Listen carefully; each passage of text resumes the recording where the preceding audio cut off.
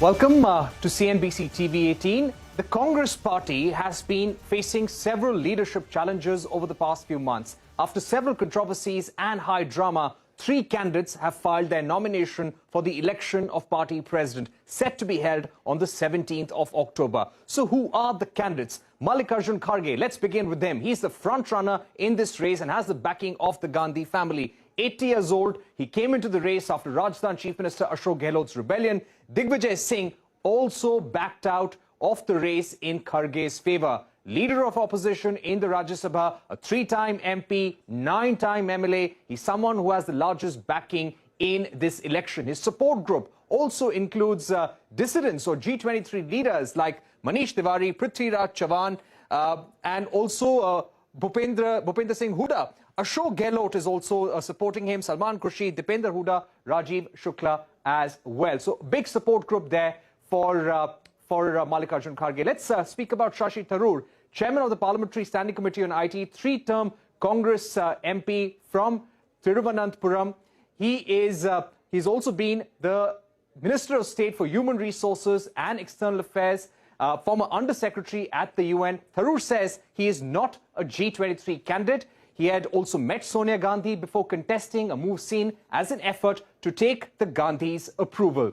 He said a fresh leader, someone who's not jaded by being entrenched within the current system far too long, can energize the party. And he also said the Gandhi family is and remains the foundational pillar of the Congress, our moral conscience, ultimate guiding spirit. You also had one surprise candidate, K.N. Tripathi, who is in the limelight now, former Jharkhand minister and Congress leader. He is a former Air Force officer who first contested an election from Daltonganj in 2005 and lost, won the 2008 Assembly elections and became a minister. He has filed his nomination, but the contest remains between Kharge and Tharoor. Let's listen in to what they had to say after filing their nomination.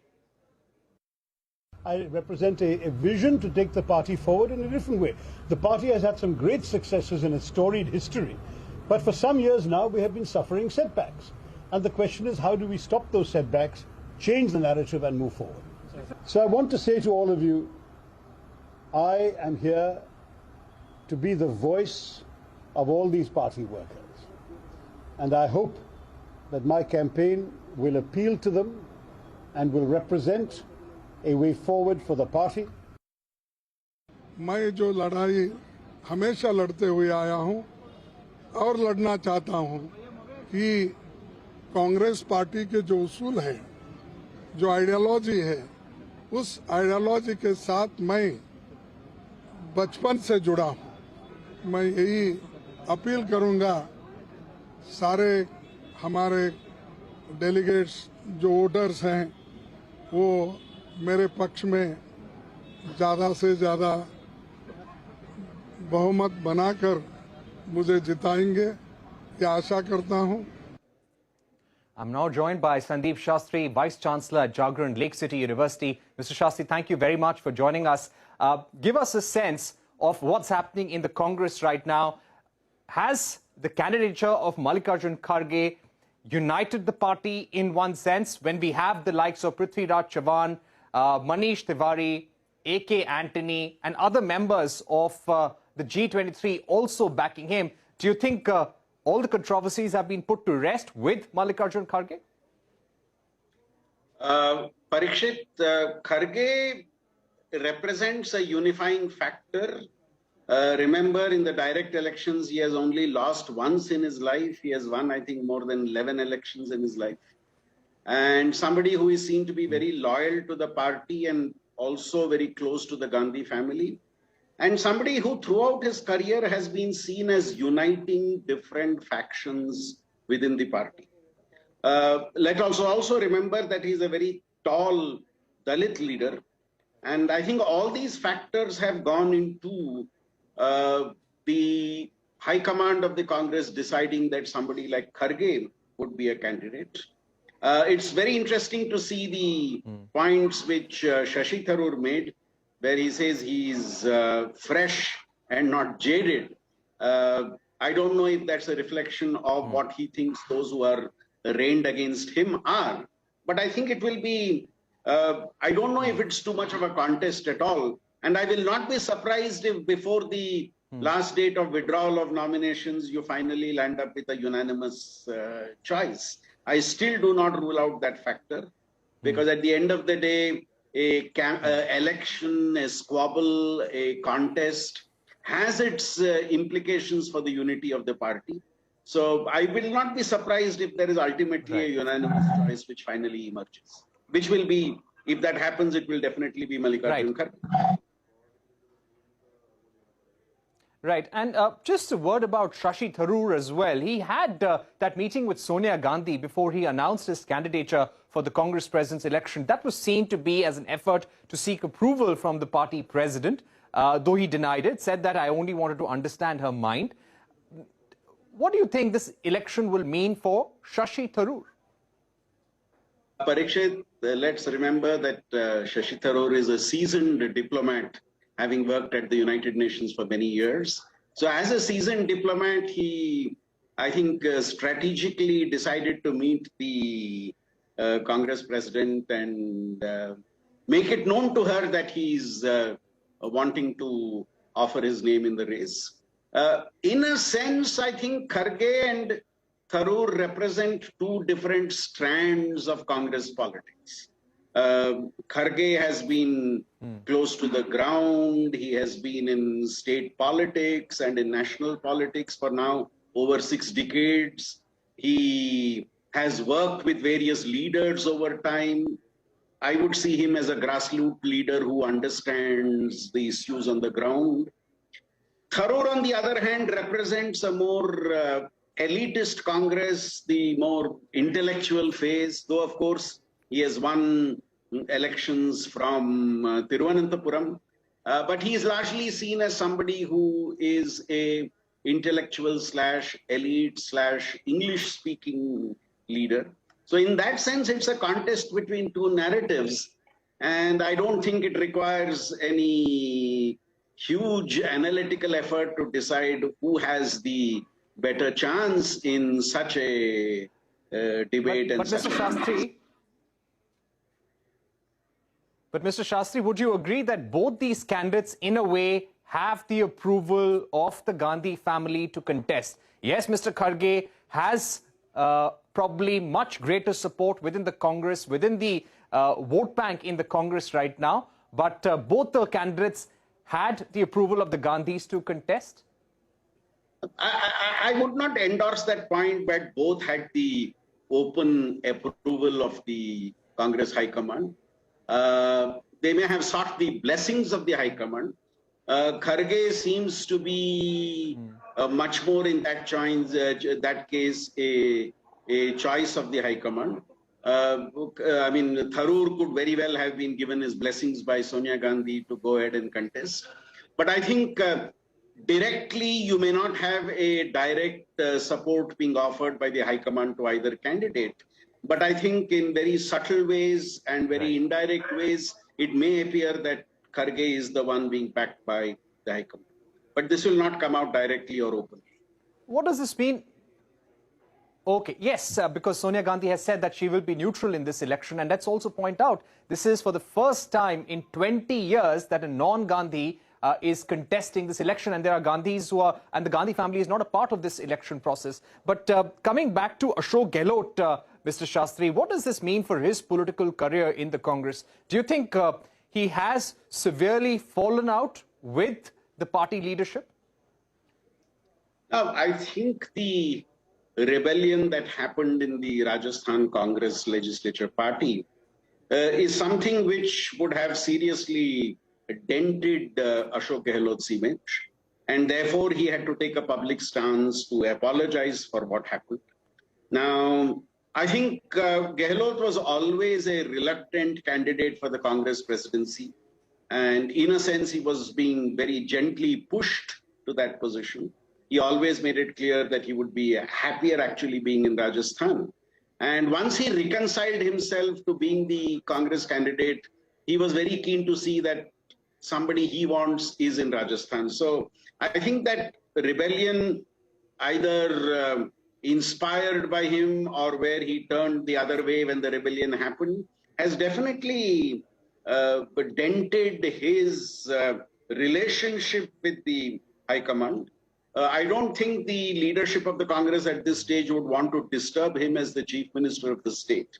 I think he would continue in that, but he would be a much more, I wouldn't say weakened Chief Minister, but in terms of the national politics of the Congress, I think Gehlot has had to take 2 steps backward because of what has happened. Right, right. And will this really sort out the troubles for the Congress, give it a greater presence on the national stage, improve its electoral prospects in any way under Mallikarjun Kharge? It would all depend on, Parikshit, how well Mallikarjun Kharge is able to relate to the Gandhi family and how quickly Mallikarjun Kharge is able to build those links with the state units of the Congress party. I think he has demonstrated in the past very, very strong organizational skills. He has been, if you recall, the president of the Karnataka Pradesh Congress Committee for quite some time. And his presence and role in politics for over 5.5 decades now, and his success in electoral politics and his linkages with leaders across the Congress spectrum is something which I think will stand him in good stead. But I think also critical will be the type of relationship he develops with the Gandhi family and how well he is able to bring together, build together leaders at the Delhi level and also leaders across the states. All right. Thank you very much, Mr. Shastri, for joining us here on CNBC TV18, giving us your view on the Congress president election. Very interesting times. And like you said, the story isn't over as yet. 17th of October is still 17 days away and a lot can change. And there are people who could pull out from this race as well. And you may just have one candidate left at the end and no need for an election. So let's wait and see what happens. We're going to take a short break, but coming up, Prime Minister Modi will be inaugurating 5G services tomorrow. We take a closer look at the telecom sector. My colleague Ashmit Kumar will be joined by 2 special guests on the other side when we're back.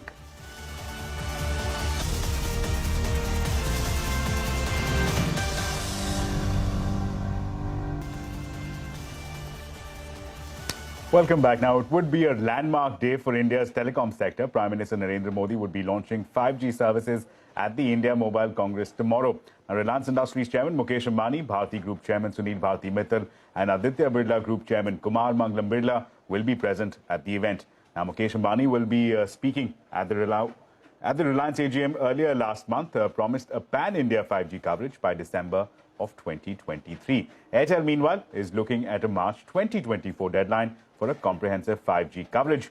Vodafone Idea is yet to come up with a timeline. So as we enter the 5G era, the big question that we're asking is that does the telecom sector have the resources for a seamless rollout? Now, the affordability of 5G handsets is directly linked to 5G adoption. How affordable would 5G smartphones be? What about Vodafone Idea? Are they yet to come up with a timeline? Well, to take this discussion forward, I'm now joined by former Telecom Secretary R. Chandrasekhar, as well as Purushothaman KG, partner and head of digital solutions and a telecom leader, KPMG in India.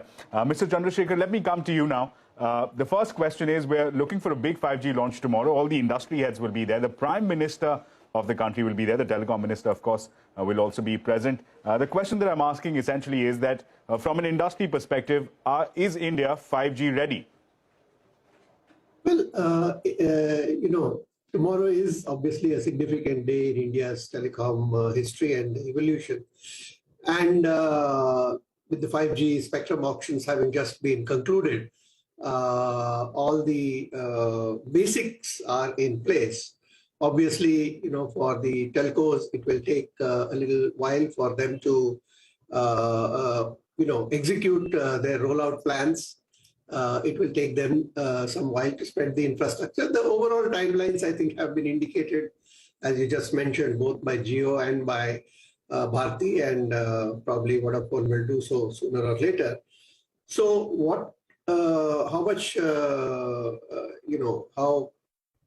how quickly they're able to complete that rollout as planned, how quickly they're able to put that infrastructure in place, how quickly the devices that are needed by consumers and subscribers to get the 5G services are brought out. What is the price point at which those devices will be available?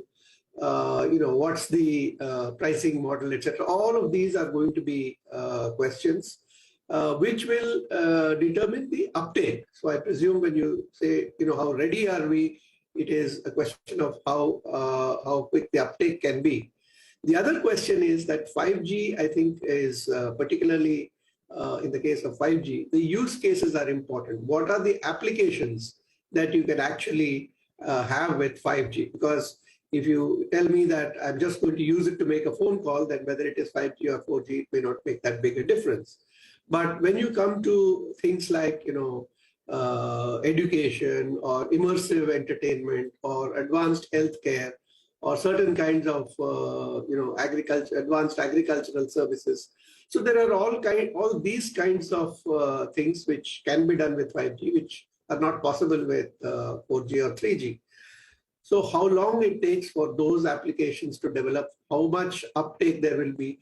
These are the questions, I think, which will determine readiness in an overall context. It's not just a readiness in terms of spectrum being available. It's not even just a question of how much investment there will be, but all of these factors together will, I think, determine the readiness and the uptake and the speed at which that happens across the country. Ashmit? Sure. Mr. Purushothaman, let me come to you now. As far as industry is concerned, back of the envelope calculations suggest that the industry is looking at investments of anywhere about 2 to 2.5 lakh crore rupees. These are very big numbers we're discussing here, especially in context of one of the three operators struggling to even pay the tower dues. So the question I'm essentially asking you is that when we're looking at these timelines stretching across the next 18 to 24 months, how feasible are they? And do you think there's that kind of appetite within the industry to make those kind of big capex spends? So thanks, Ashmit, for having me on the show. I'll answer your question from two perspectives. One, when we say that the rollout of network is going to happen, it has to be seen in the context of what has already been achieved in terms of the 4G rollout and the tower rollouts. Our expectation is that anywhere between 70 to 75% of the 5G rollouts will happen over the existing passive infrastructure, and gradually it will move to a greenfield kind of a rollout. So when it comes to the infrastructure, the passive infrastructure, it will have to be augmented. The current sites will have to get augmented by additional capacity, which will be for 5G specifically. There's a study that has also been done in terms of the expectation in terms of the rollout of BTS. In 2021, the number of BTS that has been rolled out in the Indian context is anywhere in the range of 2 to 2.2 million BTS rollouts that have happened, and it's expected to move up to 3 million by 2026 with 5G becoming pervasive. Now, to answer your question, it is going to be a staged rollout, and as Mr. Chandrasekhar also said, the investments that the telcos will focus on will be not only to roll out the network to identify use cases that will service retail customers, but also industry use cases. A lot of work is being done by the telcos in augmenting the edge compute capacity of their data centers, also in arriving at use cases which are very relevant for industry and enterprise kind of scenarios. So the kind of rollouts that you might expect may not only be for the retail customers, but a large number of use cases will also come from enterprises. Now, Sure. So because it is going to be a staged rollout, and the expectation is going to be in the next 2 years, the industry is working towards not only a model by rolling out in priority circles, but also for enterprise use cases that will Correct. So that's essentially the expectation that the rollout, when inauguration takes place tomorrow, will primarily be in some of the key urban centers. Think of Delhi, Bombay, Kolkata, Bangalore, Chennai. That's essentially what's expected from tomorrow. But Mr. Chandrasekhar, let me come to you now from a consumer standpoint. The kind of big capex spends we're talking will necessarily translate into higher pricing, premium pricing. There was a recent study done which suggested that at least amongst the 100 million 5G phone users, there is that excitement to go ahead and to upgrade to 5G. Do you think that excitement will in any shape or form be dampened by the high prices that are expected? What is your expectation on tariffs? Well, obviously, I think the initial coverage and the initial uptake in terms of individual consumers would be in the higher paying segment and those who have a higher paying capacity, and it would be for, as I said, for things which you can do with 5G. Whether it is gaming or whether it is education or whether it is certain kinds of immersive entertainment and so on. Those kinds of things, I think, may be relatively few in number to begin with, but it's very difficult to predict what would be the uptake, because some of these things like gaming have proved very addictive in other countries and have attracted a large number of users. India, with a young population, could also find some such killer users apart from the entertainment, which normal movies and videos and so on, which are already quite prevalent even in the rural areas through 4G. So I think those are the things that we will have to see how the consumer behavior is and how willing they are to pay those higher prices. As far as the telco service providers are concerned, I mean, I agree that actually the enterprises would be the first priority, and the use cases also would be developed keeping some of those in mind. So I think this is the kind of combination that I see happening. Now we also see another interesting differentiation that Jio has indicated that they will have a standalone 5G network, whereas the others are perhaps starting with 5G on existing 4G, and eventually they might gravitate to a standalone 5G network. All of these will also have some implications for the kind of user experience and the kind of applications that they will be able to avail of. And these will also determine the uptake. So the bottom line is, I may be willing to pay more if I can do something different or if my experience is significantly different. And starting in the urban areas, therefore, makes sense. But once you get a feel of what is catching on, then the spread to the rural areas can be very fast, depending on how things play out. Right. That's an interesting argument that it's all dependent on the use cases. Well, tomorrow is when the India Mobile Congress begins, and that's when perhaps these companies will display some of these use cases and how the technology is to be deployed going forward. But on that note, I'd like to thank both of our panelists for joining us and sharing their insight and perspective with us. But that's all the time that we have for. It's a wrap on this edition of News Center. Thanks so much for watching.